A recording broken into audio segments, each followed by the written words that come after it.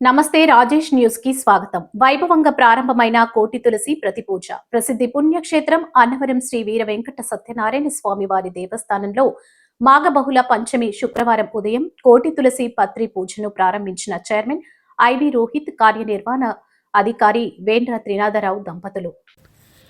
నేటి నుంచి ఇదే మాసం 15వ తేదీ మాఘబహుళ త్రయోదశి ఆదివారం వరకు ప్రతిరోజు నిరవధికంగా ఈ కోటి తులసి పత్రి పూజను నిర్వహిస్తారు.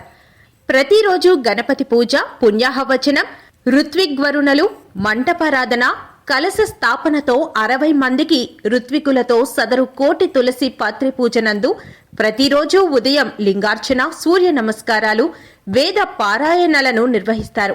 ప్రతిరోజు 8 నుండి 11 గంటల 30 నిమిషాల వరకు, తిరిగి మధ్యాహ్నం 2 నుండి 5 గంటల 30 నిమిషాల వరకు నిర్వహిస్తారు.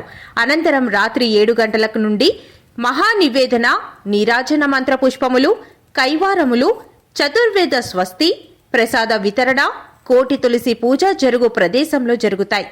అందువల్ల ఆసక్తిగల భక్తులు, గ్రామస్తులు శ్రీ స్వామివారి సన్నిధిలో నిర్వహించు ఈ మహోత్తర కార్యక్రమమైన కోటి తులసి పత్రి పూజ కార్యక్రమాల్లో విరివిగా పాల్గొని శ్రీ స్వామివారి ఆశీస్సులకు పాత్రులు కావాలని దేవస్థానం కార్యనిర్వహణాధికారి వేంద్ర త్రినాథరావు తెలిపారు.